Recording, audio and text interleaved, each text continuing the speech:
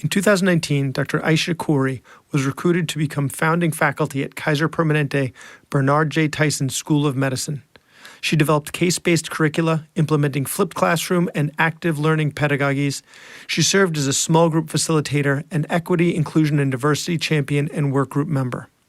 On August 28, 2020, within hours of engaging her small group in a critical discussion on bias and racism in medicine, she was targeted, suspended, and ultimately terminated without transparency or due process. We begin the interview by discussing her termination, what she felt led to it, and although with the lack of transparency, she still hasn't been informed. We use this as a jumping-off point to discuss allyship, or in her situation, lack thereof. We then move on to why there is medical mistrust among minoritized communities, including a discussion on why we now use words like minoritized and enslaved. We finish with the discussion on how to address SARS-CoV-2 vaccine hesitancy in the setting of justifiable medical mistrust. Her argument is that there is less hesitancy in older population. So if we address the inequities in vaccination access and actually get those older patients vaccinated, the older population will then be able to influence the hesitations of the younger population. Dr. Khoury grew up in Atlanta, Georgia, and completed her medical degree there at Morehouse School of Medicine. After completing an internal medicine residency and working as a primary care physician, she returned to Morehouse School of Medicine to complete training in public health and preventative medicine and earned a Master of Public Health. After this, Dr. Khoury returned to the Southeastern Permanente Medical Group and pioneered a new role there as a clinical decision unit internist. This encompassed work in quality management, process improvement, and evaluation of treatment outcomes. Committed to education and advocacy early in her career, she served as an adjunct clinical assistant professor and admissions committee member at Morehouse School of Medicine, where she was later inducted into the White Coat Society for demonstrating compassionate care and community service. Welcome to the Physician's Guide to Doctoring, a practical guide for practicing physicians.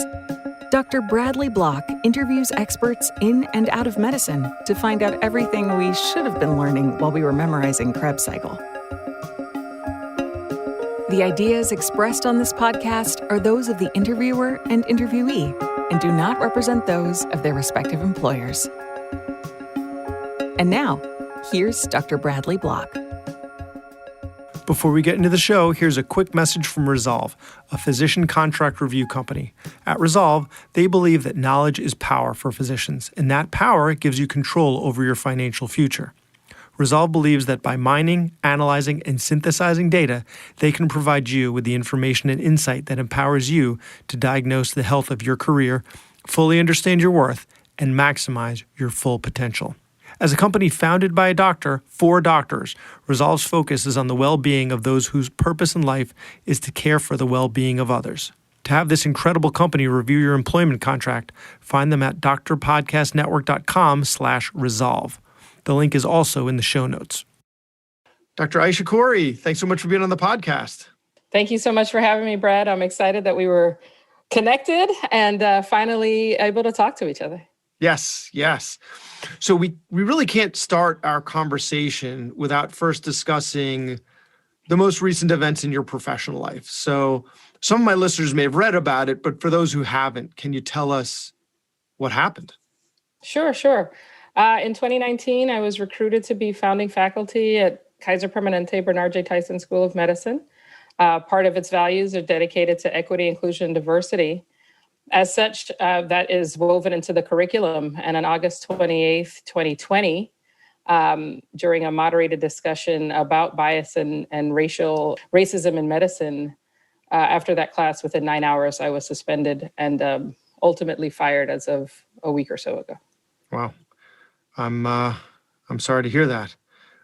What information, did you hear anything about cause? Like, was it? No, I received a call around 9 p.m. that evening. The class ended at about 12:20, I believe.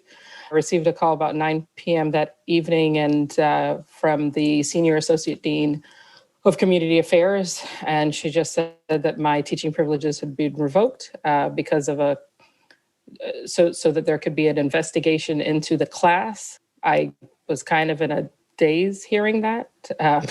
And it took me a couple of days to kind of recover. And this is through the weekend. And so Sunday, I just started peppering her with questions. What policy have I violated? What happened? Was there a complaint? And then ultimately I received an email from her saying that there was a complaint about the class. And that was the cause of my suspension. Wow. But never clarity on what the complaint was, who complained. I've never spoken with leadership about the class. I was subjected to an investigation by human resources officers with my medical group, but no one actually affiliated directly with the school. Wow, that's... yeah, that's a moment to take a deep breath. Yeah. Yeah. It's really unbelievable, right? That they supposedly are founded on these principles, and yet there was something in this conversation that, or in this class you were teaching that caused that to happen. Absolutely. And it's stunning. So August 28th was the 57th anniversary of the March on Washington, right? So the 57th anniversary of the I Have a Dream speech. Yeah. And so as a Black woman, physician and educator, here I am, having moved to California with a very diverse class, having a really incredible, moving conversation where my students are truly engaged. And I think anyone who has any doubts about, she must have done something or said something, they can read on Twitter my students supporting me and fighting for me and my return to the school. Can you elaborate a little more on what the class was about? Like what, Sure. And then we're going to be talking about that later in the interview. You're ultimately going to end up teaching some of that class to us, to the listeners here. But I mean, what were you discussing in a little more detail? Sure. So it's a moderated class, so I didn't go in there with a lecture per se. But when we go back to August 2020, you have to think that the Kenosha shootings had just happened in Wisconsin. Jacob Blake had just been shot by the police and paralyzed. There was a murder by police in Pasadena, several blocks from the school. And the students were wrestling with this. As a student body, many of the students, were attracted to the school for the values of the school. And so amongst the student body, there was this desire to speak out, and they were wrestling with how to come forward. That week just happened to coincide with them having other topics in some of their other classes around bias and racism in medicine. And so that was, everything from discussing papers on the disproportionate treatment of pain of Black people in the emergency department, and thoughts that, Black people may have thicker skin, or they don't have as many nerves, or they just don't feel pain in the same way. So they're not getting treatment similar to their white counterparts. They had discussions of outcomes of Black women in pregnancy. And we see examples of that with Serena Williams. And so in my class, we were asked to incorporate some of the discussions from the earlier classes that week. And that paired with the dean sending out an email to discuss, what was going on in America at large, these shootings, started a discussion. So I just wanted to give some context for the class. So I started first by acknowledging the importance of the day, right? So you may recall that in response to the protests of the summer, there was another March on Washington that day. And so we acknowledged the importance of the anniversaries of that day. We discussed how students were feeling about the email from the dean. What were they feeling and thinking about what was happening in the world around them? And again, it also was the 65th anniversary of Emmett Till's lynching. And so it's really easy when we're looking at American history to say, okay, here's a 14-year-old boy who was lynched, right? And here we're still talking about Black men being murdered by the police without the seeming due process that we as American citizens should expect. And then how does that translate into medicine when we're living in a society that still struggles with racism? Because it's my belief, and I think we have enough data to prove this, that medicine is not this microcosm that is separate from society. And so one of the discussions or one of the points I was trying to make in the class is that there is a weight of medical history that we all carry, and that's regardless of race, right? Just because we have the privilege of being physicians. But in making that decision, we all carry the weight of anything that is wrong, because our patients are living in society. They don't just walk into the clinic doors and suddenly there's just this like kumbaya moment where they feel that they'll be heard and respected. They're coming in with the weight of the history they're aware of and their personal histories of being abused potentially. So again, we talked about the anniversaries, we talked about judicial killings, we talked about Black Lives Matter, we pointed out some points in medical history, whether it was Tuskegee or Henrietta Lacks. And at one point in the discussion, I recommended the book White Fragility to a student. And it's a book that's on the New York Times bestseller list. It's a book that's on the anti-racism list, resource list within the school. But for some reason, that after I made that comment, my co-facilitator, I don't know if he was triggered, but he just suddenly had this outburst and just with this elevated voice, very emotive, just in front of the entire group, said that I was being inappropriate. I can't be talking about white fragility. Even though everything that I've said was factual, it was inappropriate to have the discussion. And that was very much not what the students felt. And they shared that with him, but it definitely changed the tide of the conversation. And I as a moderator and educator, I gave the students an opportunity to speak and then really brought the class to a close. I mean, it seems to me that you really, it's a critical part of the conversation, right? Like, what are the things that are holding us back from progress, right? And white fragility is one of them, right? Yes. So, I mean, I think it's an unfortunate title, but if I make a book recommendation, I can't help the title of the book. Yeah. Sometimes branding isn't everybody's strong suit. Yeah. Wow. So I guess you were able to identify the specific interaction, or at least what you think was the specific interaction that may have. I mean, I'm sure you've poured over that. Yes, and initially, I. And I don't want to make you relive it, right? Yeah, this is. I appreciate that. A traumatizing experience, and I think we can move on from this rather than make you go through this again. Yeah, I'll just make one point: is that whenever we talk about bias or racism, and especially in healthcare, people are going to be uncomfortable, and it's up to the institutions that say that they're committed to these discussions and these efforts to protect all those involved. And that includes protecting people who have a lived experience of not only witnessing this as a patient, but as a professional. And we should be able to tell our stories without fear of retaliation. Agreed. So I think this is a good time to talk about allyship, right? Sure. So when this happened, where were your allies? And did anyone provide a good example for what allyship looks like? This might be a short answer. Yeah, it's a short answer because the primary folks within the institution who I know fought for me, privately and then publicly are mostly Black and then Asian. And so publicly or privately, at least not beknownst to me because they haven't contacted me, none of my white colleagues have reached out to me. And that is something that I'm still trying to grapple with because I know that I was told after my suspension that I couldn't speak with anyone, any faculty, I couldn't reach out to anybody. And I was later told that the faculty and students were told the same thing, that they were not to reach out to me. But I just really thought that after I was officially fired, I would be getting, these phone calls and emails of, we've been thinking about and we support you and we're so sorry this happened. And I just, I've been met with silence, but I understand that's the majority response within the school is silence. Yeah. And this is,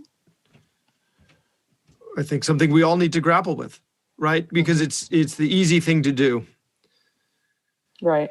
And often but the silence is traumatic. Yeah. And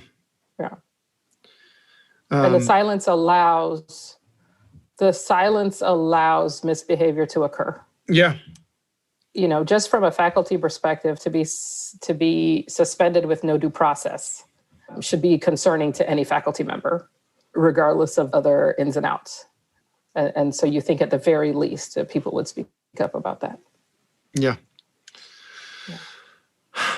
It's disappointing. Disappointing because you'd think that every time we think we're making progress. Yeah. And I alluded to this. I wrote a couple of, just to kind of also get my own thoughts out. But again, I could see how my story was resonating with other people. I put a couple of posts out on Medium, and one of them was just, reflecting that, this was the summer that many of us knelt together for 8 minutes and 46 seconds. So this was the summer I felt that I could come as all of who I am as a Black woman, a physician, and educator to my workplace, and that I would be supported and I would be in a safe space, especially at an institution that is named after Bernard J. Tyson and purports to be equitable. And giving a lecture on it or a conversation on implicit bias, that I was asked to teach. Yeah. Yeah. I have to laugh, otherwise I'll start crying. It's unbelievable. It's unbelievable. Yeah, absolutely it is. So, again, trying to take you away from that trauma to teach us, to teach us about it. So, we were initially, when we were first introduced, the purpose of the introduction was for you to speak to us about the vaccine, right? And the inequity of how COVID has impacted minoritized communities. And actually, can we talk again about that word, minoritized? Sure. Because we had a great conversation before we hit record, and what I had told you was, for me, it's a new word, and it's not anything that I've heard until the last few months, but I've been seeing it a lot more. And you had a great explanation for why we use the term minoritized and why we use the term enslaved rather than enslaved peoples rather than slaves. So yes. Can you talk a little about that? Oh, sure. I think we all have to make a concerted effort in the word choices that we make. And when we use certain words, certain imagery and context comes up. And so for me, when I use minoritized, it's an action word. So something is happening to a group of people, and this group of people did not do this to themselves. If I just use the word minority, I think of that solely in proportion and statistics. And so the analogy is similar to slave. And so growing up, that was the term that was used.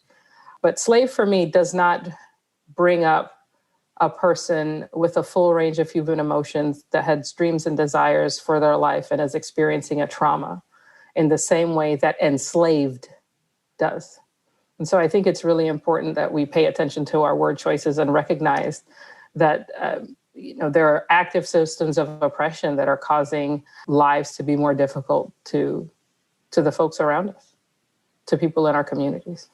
One of my earlier episodes on the podcast was about how to have effective conversations with patients that have difficulty with their weight.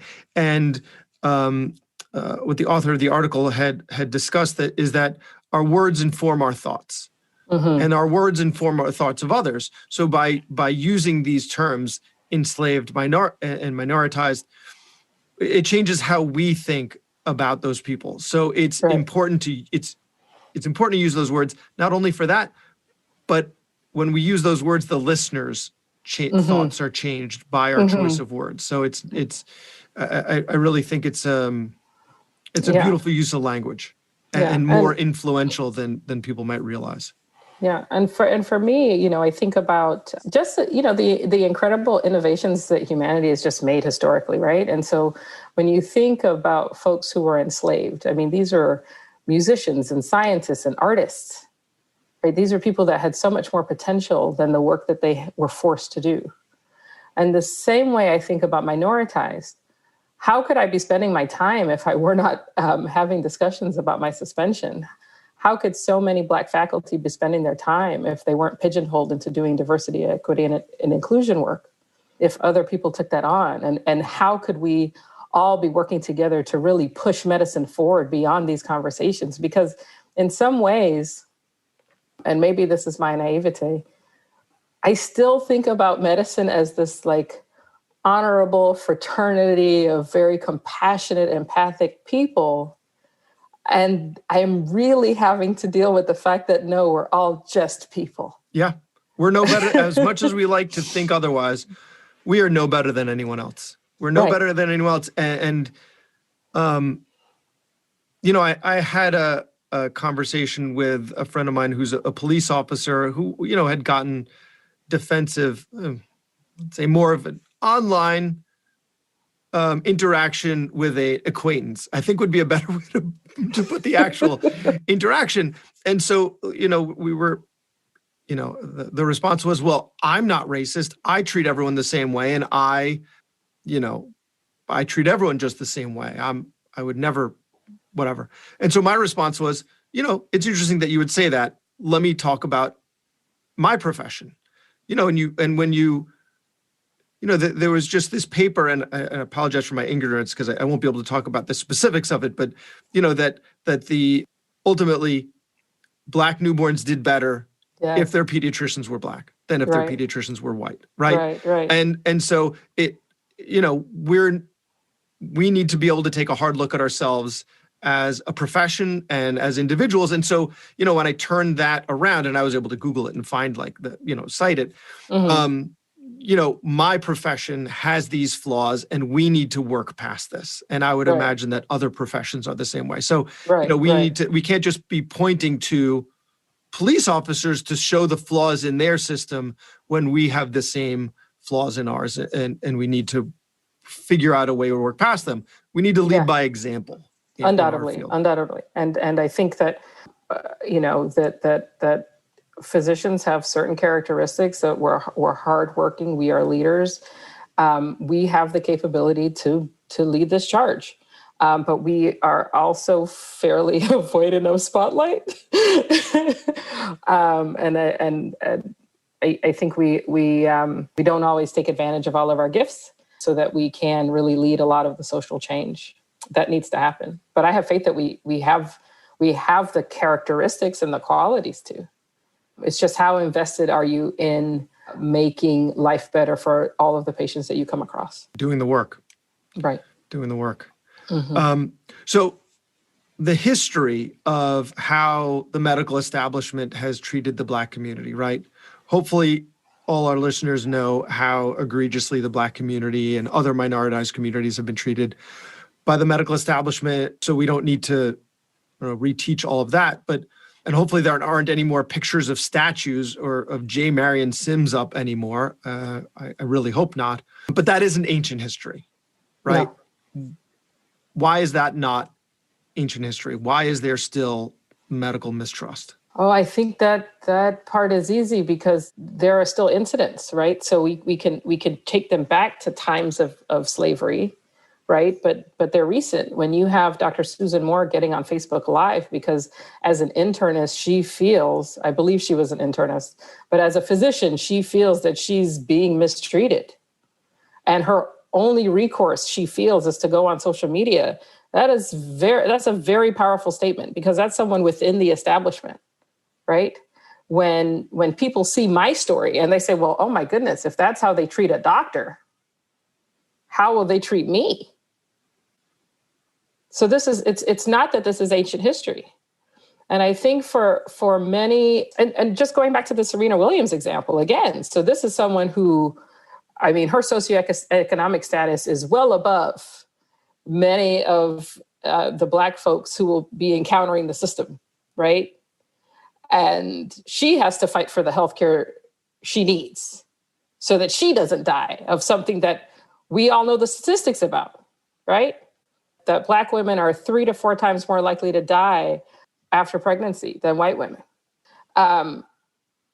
So the stories are ongoing. This is not history. And I think that's the problem. And at some point, when is medicine going to say, oh, enough is enough? Right? We are going to treat all of our patients for pain equally. We're going to prescribe life-saving drugs after heart caths equally. We're going to pay attention to the symptoms women are having after pregnancy equally, so that we don't have to we don't have to continue to read about these statistics. So I actually did an episode a while ago with Dr. Uche Blackstock on implicit bias. So there's so much that I want to talk to you about. If the listener's interested in learning about implicit bias, you can listen to that episode, because I really want to get to, because of the COVID inequities, I want to be able to move along to that. So that, if you're interested in some self-reflection and learning how you as an individual can work to improve your interactions with minoritized community, definitely check out that episode. Minoritized individuals. So the communities that have been hardest hit by this virus have been Black, Latinx, and Native American communities. But if there's a push to give greater access to the vaccine to those communities, this might be perceived as experimentation, right? Like, well, we're going to give it to you first. Wait.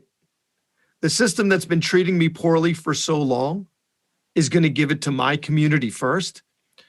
Why don't you give it to us second or third? Why don't you all take it first? And then, so like the first U.S. recipient of the vaccine was where I am on Long Island, Northwell.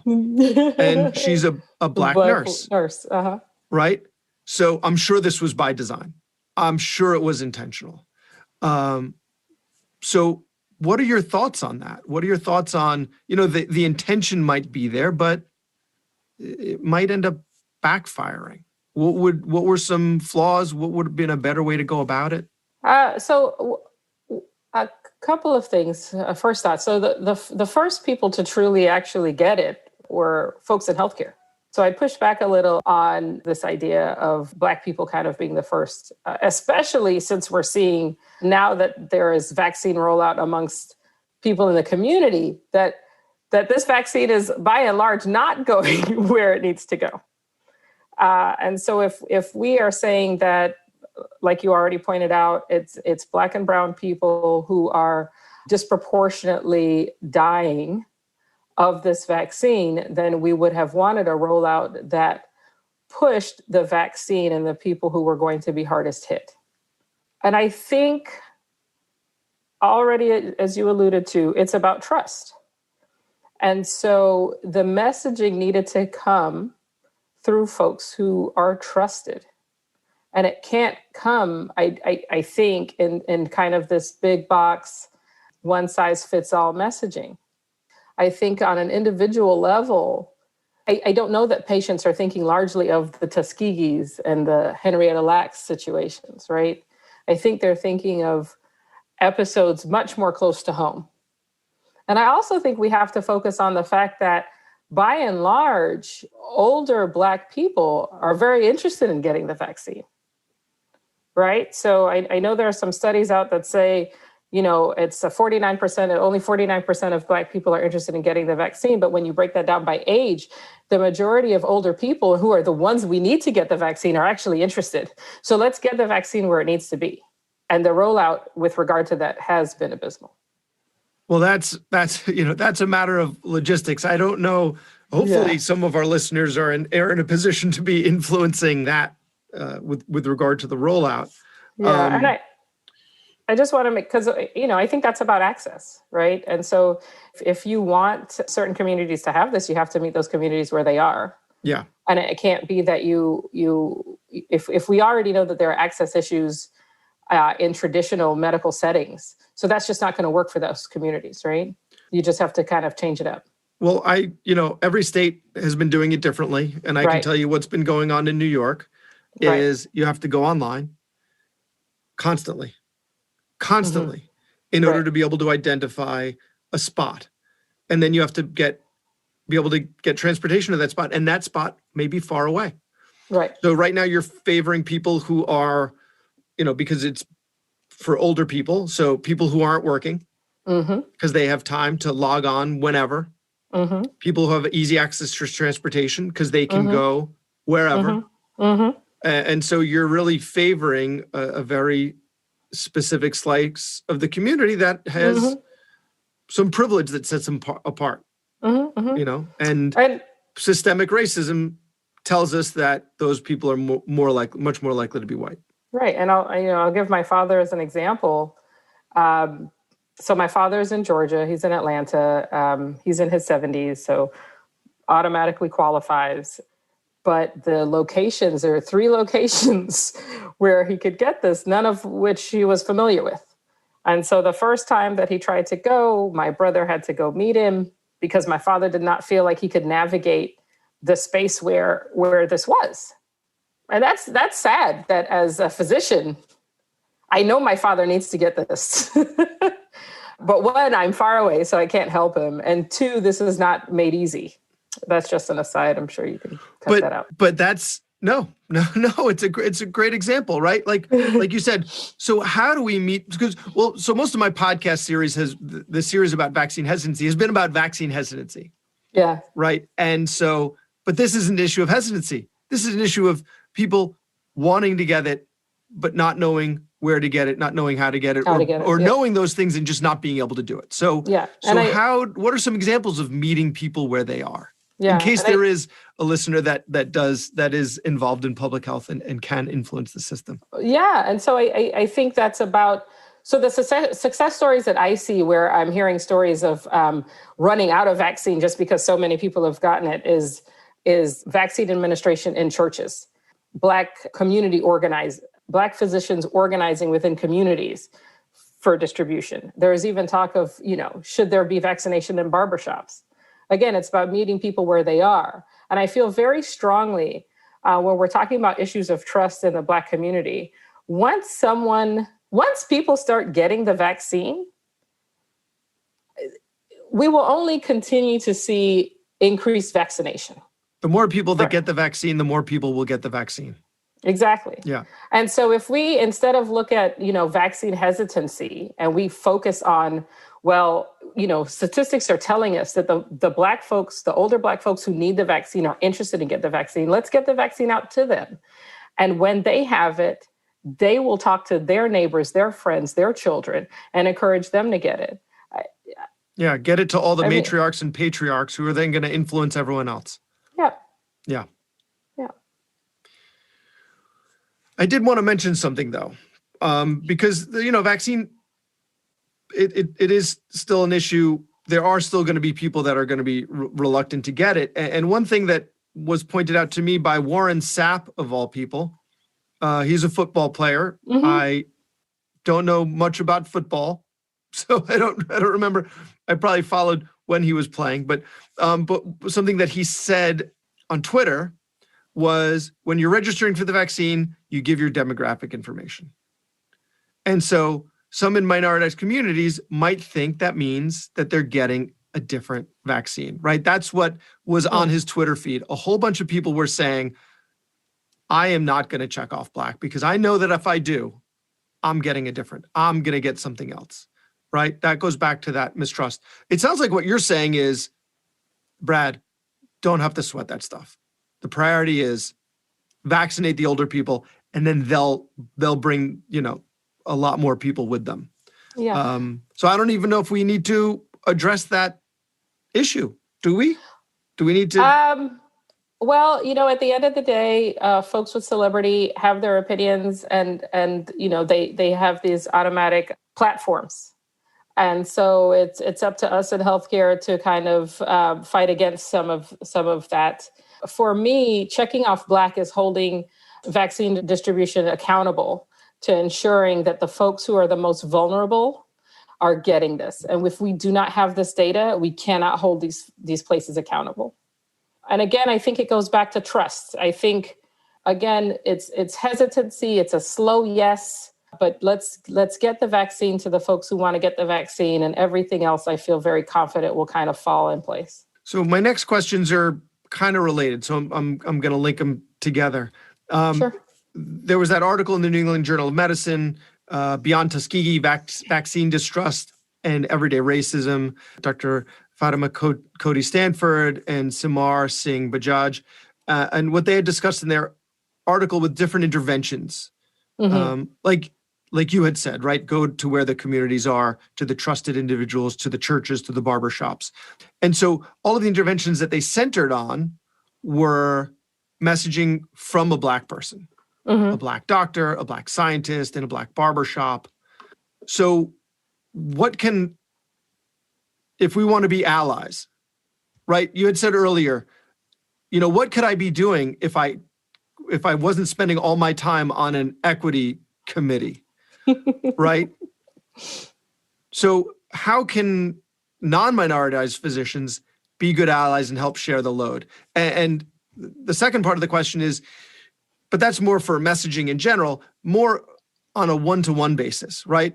So we have our patients, right? Yeah. And maybe they're coming to us for the first time, or maybe they're coming to us for the 20th time. And so you're their trusted physician, but I'm white and they're not, right?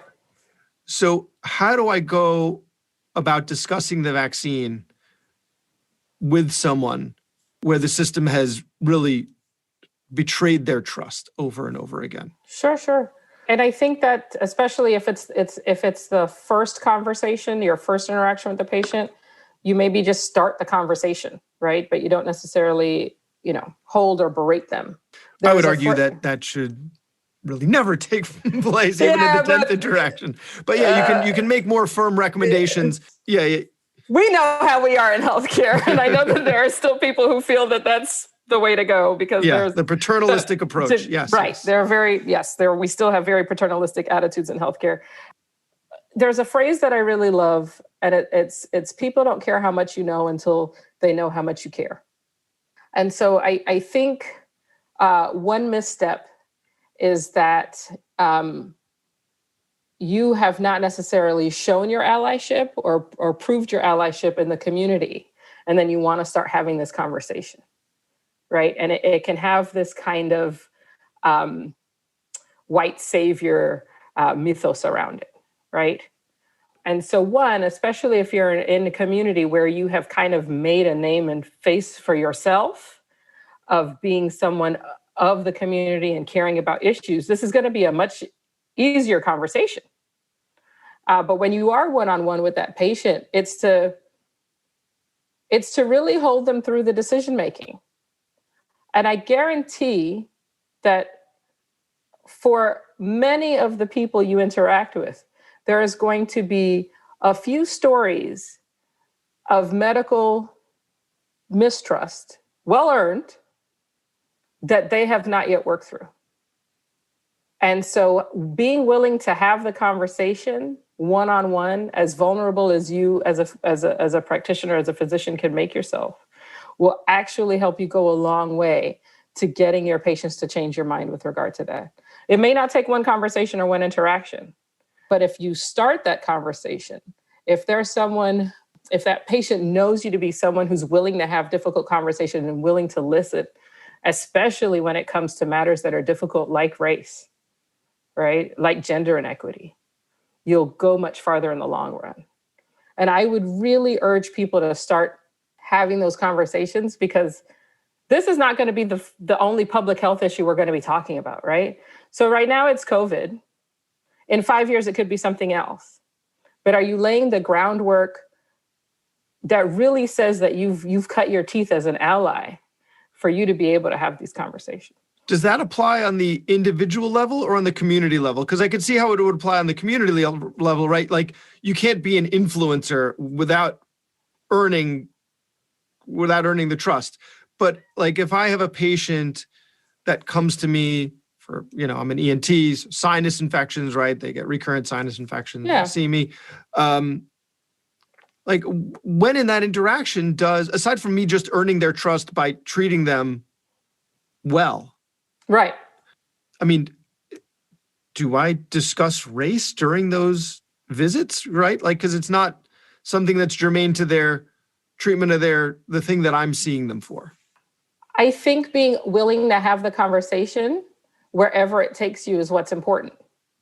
And so if you say, hi, Mrs. Smith, I know I'm seeing you for your sinus infection, but I was just hopeful that you're going to be doing your COVID vaccine. That's going to perk that person up. Why does my ENT care about me getting my COVID vaccine? Right? And they may be willing to engage in the conversation with you. And you have to take the opportunity to be vulnerable and to allow that person to share what their experience is. So some people are willing and wanting to have the conversation, right? You're a specialist, right? They know that you're smart. They want to hear what you have to say, right? And we have to take advantage of that. It's true. As an internist, I'm telling you. One of my partners is fond of saying, you see a specialist and something special happens. Right. It doesn't matter that we've told them the exact same thing. Anyway, if the conversation goes to anger over something that happened to their child, something that happened to them, they don't, listen, hear it, and then turn it around. Right? Most people want to live productive, healthy lives. And most of us are trained in motivational interviewing where we can help navigate some of these conversations. I know that's not always the best. Episode. Last week's episode was actually motivational interviewing for vaccine hesitancy. So thank you for that beautiful tie-in. And I wasn't even paid for that. So no, I think you just have to be willing to go wherever the conversation takes you. But I also invite, and this is where things like, what does your office look like? Does your office space invite a conversation that says equity and inclusion are important to me? What does that office look like? Because mine is just filled with, tools and instruments, it's not the most, it actually looks more like a dentist's office than most other doctor's office because of what we do. So, what do you mean by that? Because I don't think what you mean is like the instruments on the table and the white sheet of paper that you sit on. Yeah, no. How inviting is the office? Do you have images that are diverse within the office that makes people feel that they're welcome, that they're not coming into a space that's so sterile that invites them to really share? Do they feel like they're at a place that is warm? And so I think that's where things like artwork, things like your community service, pictures with leaders that are in the community who are respected and are diverse really comes into play, and it can be very helpful. I think it's important to use that time that patients are waiting for messaging to be on television screens within either the waiting room or within the exam room itself. No. That's all Botox and hair plugs. That's where our ads for Botox and hair plugs go. I'm just kidding. I don't do any of those things. But just imagine. Yeah. I can tell you one of the things that I love about the Black Lives Matter protests is how in communities and in storefronts, I started seeing Black Lives Matter signs. And it may be performative, but it automatically makes me feel that, oh, this is a place that cares about me. Yeah. So imagine if you had a Black Lives Matter poster in your office. Now, it might cause some controversy with some other patients, but it also might show other, minoritized patients that, oh, this person might get it. Yeah. This is a person I'm willing to have this COVID conversation with. Actually, I think it would be a little easier for me. I could put a picture of my family up. My wife is Black. So, but that to me seems performative, right? Like it seems like I am putting my, if I'm doing it for that reason, I know you're saying it's to make them more comfortable in the space, but for me, it seems like I'm trying to show, I don't know. I mean, and I don't know that I would necessarily show your family if that's not who you are. Well, right? I mean, it is because I talk about them all the time. Like with my patients, they all know about, my wife and my kids. But, and who doesn't want to put a picture of their family on the wall? Like, it's my screensaver. Like when they see my laptop, they see my family. Oh, well, then I think you have it in. I don't think that's the route for anybody, for most people. But for most people, But for most people, but I see what you're getting at. It's there has to be something, and it might even be the way the people that work there look, like having diverse equity, staff. diversity. This is what we're talking about, Right. on all levels, on leadership and otherwise. Because there are just multiple ways to show that you're committed to this, if that's truly what you're interested in, right? Yeah. And so you cannot suddenly say that you're an ally just because you put you black out your image on your social media profile and think that that's enough, right? If you're really committed to making medicine better, then these are going to be easier conversations to have because you're slowly learning through all of the advocacy that you're doing, right? And there are going to be missteps. There are going to be missteps. But the key is your sincerity. Yeah. To actually care. Wow. Mm-hmm. Yeah. Yeah. And if you don't, this is not your bag. And I'd rather you just kind of leave the topic alone than engage. Yeah. But don't get in the way. Don't get in the way. That's a great way of saying it. Don't get in the way. This was a great conversation. And I really appreciate you being so open and forthcoming about what was clearly a traumatic experience. And I have to apologize because, you had to relive it at the beginning of the episode, and that's hard, but hopefully there are a lot of people that are going to hear this and learn from it. Maybe they see something of themselves in it. And if they don't, see how they could have been a good ally. And so when the next opportunity comes for them to be an ally, they will do not do the thing that is easy. They will do the thing that is hard and do the thing that is right. And so I really appreciate you reliving that for us. Any final thoughts for our listeners? Start an advocacy journey, start an anti-racism journey. I understand most of your listeners are in healthcare, and I just think that we are an incredibly talented group of people, and we can do so much more to make our country better than what we saw on January 6th. Yeah. And we have to start using all of our platforms to speak out and to speak up, because I think for most of us, we got into this because we want people to be well. And unfortunately, we cannot control wellness only in a clinic setting. We have to get out there. And if people want to follow you on social media and follow your journey and find out what happens next, where can we find you? At Aysha Khoury on Twitter, AYSHA KHOURY. Dr. Aysha Khoury, thanks so much for being on the podcast. I appreciate you, Brad. This was fun, and I'm really sad that it went by so fast. Such an important show with Dr. Khoury. Before we end, let's give you the link for our sponsor again. If you need help reviewing your employment contract before you sign, reach out to a company with great online reviews and a reputation for doing that and more. Find Resolve at drpodcastnetwork.com/resolve to get the review process started today. That was Dr. Bradley Block at the Physician's Guide to Doctoring. He can be found at physiciansguidetodoctoring.com or wherever you get your podcasts. If you have a question for a previous guest or have an idea for a future episode, send a comment on the webpage. Also, please be sure to leave a 5-star review on your preferred podcast platform. We'll see you next time on the Physician's Guide to Doctoring.